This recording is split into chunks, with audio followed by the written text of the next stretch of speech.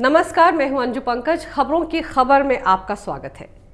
कान पक गए हैं मेरे ये सुन सुनकर कि शाहीन बाग में शेरनियां बैठी हुई हैं। 70 दिन से एक पूरे इलाके को इन शेरनियों ने जंगल बना रखा है। सुप्रीम कोर्ट के 3 वार्ताकार भी इन शेरनियों के आगे पस्त हो गए हैं। कोई इन्हें समझा ही नहीं सकता, वगैरह वगैरह। देश के अलग अलग हिस्सों में जो शाहीन बाग कुकुरमुत्तों की तरह आजकल उभर आए हैं, वहां सब जगह जो महिलाएं बैठी हैं वो शेरनियां ही हैं। असदुद्दीन ओवैसी से लेकर उनकी पार्टी का वारिस पठान, ये सब लगातार राग अलाप रहे हैं कि सीएए के खिलाफ पिछले 70 दिन से दिल्ली के शाहीन बाग में शेरनियों ने ही मोर्चा संभाला हुआ है। ओवैसी की पार्टी, टुकड़े टुकड़े गैंग, कांग्रेस और वामपंथी लगातार इनकी शान में कसीदे पड़ रहे हैं। हर कोई धमका रहा है कि अभी तो शेरनियां बाहर निकली हैं, शेर निकलेंगे तो क्या होगा। वारिस पठान ने भी यही कुछ कहा था। ऐसे में चलिए आज पता लगा ही लेते हैं कि शाहीन बाग, जामिया यूनिवर्सिटी और बेंगलुरु में ओवैसी के मंच पर देश विरोधी नारे लगाने वाली लड़की क्या वाकई शेरनियां हैं या कुछ और। सबसे पहले आपको दिखाती हूँ सीएए के विरोध में उभरे शाहीन बाग का एक वीडियो। अगर कोई भी बात आए घर से मर्दों को निकालने की, अब बैठालना मत। अगर अब बैठाल लिए तो तुम्हारी नस्लें बर्बाद हो जाएंगी। बिल्कुल निकाल दो, क्योंकि जानवरों की तरह मरने से अच्छा हम शहीद होकर मर जाए। बता देना, हम मुसलमानों ने लोरी नहीं सुनाई। अपने बच्चों को हमने ट्विंकल ट्विंकल नहीं पढ़ाया। हमने अपने बच्चों को बचपन से करबला का वाकया सुनाया है। हम औरतों ने शुरू से ज़ैनब का वाकया सुना है। करबला के मैदान में सिर्फ मर्दों ने नहीं बल्कि औरतों ने भी कुर्बानी दी। सुना आपने क्या फरमा रही थी ये मोहतरमा? चीख चीख कर फरमा रही थी कि हमने बच्चों को ट्विंकल ट्विंकल नहीं सिखाया बल्कि करबला के बारे में बताया। अब आप याद कीजिए शाहीन बाग का वो वीडियो जब छोटी छोटी बच्चियां भी देश विरोधी नारे लगा रही थीं। आजादी, ये प्यारी प्यारी आजादी, ये नेहरू वाली आजादी, ये गांधी वाली आजादी, हम लेके रहेंगे आजादी। जो हिटलर की चाल चलेगा वो हिटलर की मौत करेगा। कैसी होड़ मची थी उन बच्चों के बीच की जोर जोर से पहले नारा कौन लगाएगा। ना उन्हें जिन्ना का पता था, ना नेहरू का, ना उन्हें हिटलर का पता था, ना उन्हें आज़ादी का मतलब पता था। ये तक नहीं पता था कि देश के विरोध में वो नारे लगा रही हैं। फिर भी रटे रटाए अंदाज में नारे लगाने में मशगूल थी। अब समझ में आया आपको कि किसने इनके कोमल मन में जहर भरा, किसने उन्हें यहाँ आकर ये नारा लगाने की ट्रेनिंग दी, किसने ये नारे उन्हें रटवाए। आपको क्या लगता है कि ये बच्चियाँ और महिलाएं जो जुबान बोल रही थी, क्या ये उनकी अपनी जुबान है और उनकी अपनी सोच है? चलिए अब आपको दिखाती हूँ एक और वीडियो जो आजकल सोशल मीडिया पर काफ़ी वायरल है। 2 दिन पहले एमआईएम के प्रमुख असदुद्दीन ओवैसी की सीएए के विरोध में बेंगलुरु के फ्रीडम पार्क में हुई रैली में जो हंगामा हुआ था, ये वीडियो उसी का है। पाकिस्तान जिंदाबाद। क्या बोल रहे हैं आप? 1 मिनट। नहीं मत बोलिए आप, नहीं बोलिए। नहीं, you cannot say that. What are you saying? No, you cannot say that. No, you cannot say that. You cannot say that. No, you cannot say that. सुना आपने, मंच पर पाकिस्तान के समर्थन में नारे लगाने वाली ये लड़की दरअसल अमूल्या लियोना है। 20 साल की उम्र है इसकी। मंच पर इसे रोकने के लिए जो मशक्कत की गई वो किसी स्क्रिप्टेड ड्रामे का सीन लग रहा था। एक झटके से माइक उससे छीना जा सकता था, लेकिन ऐसा नहीं हुआ। कहते हैं ना, जरूरी नहीं कि जो आंखें देखती हैं वही सच होता है। आपको भी पता है कि जो ड्रामा मंच पर हुआ वो सब एक आई वॉश से ज्यादा कुछ नहीं था। खैर, इस लड़की के बारे में भी टुकड़े टुकड़े गैंग ने ये फरमाया कि ये तो एक शेरनी है जो मंच पर चढ़कर देश विरोधी नारे लगाने का दम रखती है। बिल्कुल, ये शेरनी आखिर इस मंच पर कैसे पहुंची और इसके देश विरोधी नारों के पीछे शेर है या गीदड़, आप खुद ही सुन लीजिए वो अपनी तैयारी के बारे में क्या कुछ बता रही है। मैं जो भी आज कर रही हूँ वो सिर्फ मैं नहीं कर रही हूँ, मैं सिर्फ इसका फेस बन गई हूँ मीडिया के बदौलत से। लेकिन मेरे पीछे बहुत सारे एडवाइज़री कमिटीज़ काम करते हैं और वो जो एडवाइसेस देते हैं कि आज स्पीच में ये बात करना है, ये पॉइंट्स है। कंटेंट टीम काम करती है, बहुत सारे सीनियर एक्टिविस्ट बात करते हैं। मेरे माँ बाप बोलते हैं कि ऐसे बोलना है, ऐसे करना है, इधर जाना है। और एक बहुत बड़ा स्टूडेंट ग्रुप है जो ये सारे प्रोटेस्ट, सारे बैंगलोर स्टूडेंट्स अलायंस वो काम कर रही है। I am just the face of it, but they are working real hard.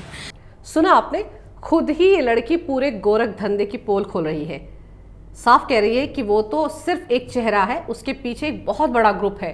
एक एडवाइजरी कमेटी है जो काम करती है, एक ग्रुप है जो बताता है कि आज क्या बोलना है, और वो वही सब कुछ बोलती है जो उसे समझाया जाता है। तो क्या ओवैसी की मौजूदगी में मंच पर उसने जो जहर उगला वो उसे समझाया और बताया गया था कि क्या बोलना है आज?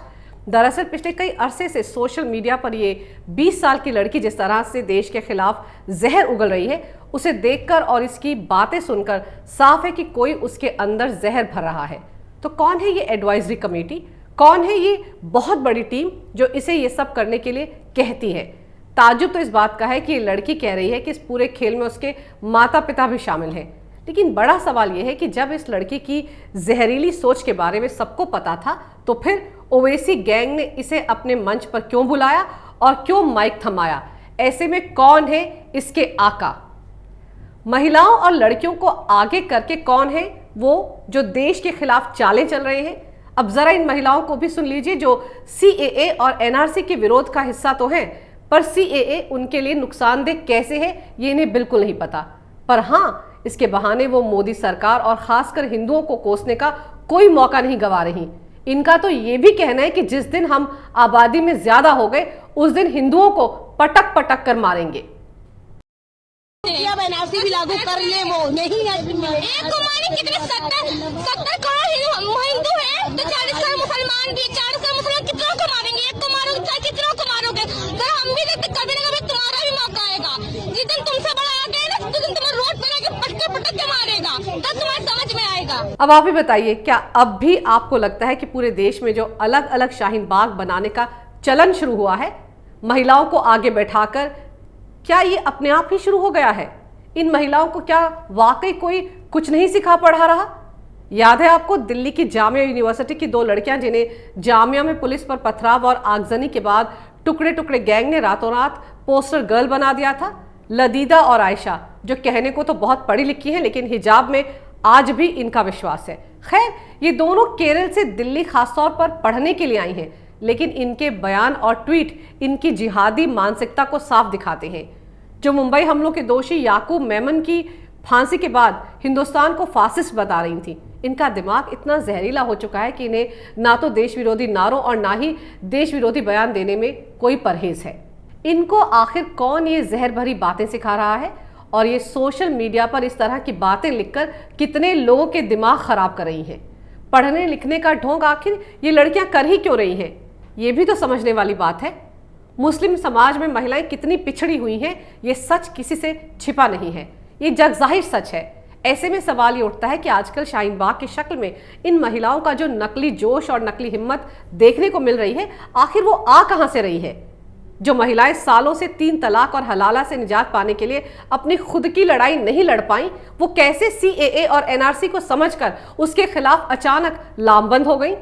वो खुद अचानक इतनी जागरूक होकर सड़कों पर कैसे उतर आईं, जिन्हें घर से निकलने से पहले पुरुषों से इजाजत लेनी पड़ती है? कैसे ये महिलाएं बिना किसी मास्टरमाइंड के बीच सड़क पर पिछले 70 दिन से धरने पर बैठी हुई हैं? ये बिना किसी आका की मदद के कैसे संभव है? कोई तो है इनका मास्टरमाइंड, कोई तो है इनका आका, कोई तो है इनके पीछे जो अपने फायदे के लिए ये पूरा खेल खेल रहा है, कोई तो है जिसके हाथ में इनका रिमोट कंट्रोल है, कोई तो है जो इन्हें ये सब करने के लिए या तो मजबूर कर रहा है या डरा रहा है। जो लोग इन्हें शेरनियां कह रहे हैं वो डरपोक क्यों बने हुए हैं? वो खुद अगर शेर हैं तो मैदान में क्यों नजर नहीं आते? वो क्यों इन महिलाओं के कंधों पर बंदूक रखकर अपना निशाना साध रहे हैं? देखने वाले सिर्फ गीदड़ ही होते हैं। मजे की बात तो यह है कि CAA और NRC की आड़ में 3 तलाक, आर्टिकल 370 और राम मंदिर पर सुप्रीम कोर्ट के फैसले से जो लोग भरे बैठे हैं, जो पाकिस्तान के इशारों पर नाचते हैं, वही लोग इन महिलाओं को शेरनियां बताकर अपनी राजनीति चमकाने में लगे हुए हैं। ये वो चेहरे हैं जो चाहते हैं कि इनका नकाब कभी ना उठे और इनका काम भी बन जाए, जिन्हें ना देश से प्यार है, ना देश के लोकतंत्र और संविधान पर कोई भरोसा। ये सिर्फ और सिर्फ अपनी राजनीति और वोट बैंक के लिए देश को अस्थिर करने में लगे हुए हैं ताकि इनके सीमा पार बैठे आका खुश रहें। दरअसल ये ऐसे गीदड़ हैं जो शेर के शिकार पर हाथ साफ करने की फिराक में रहते हैं।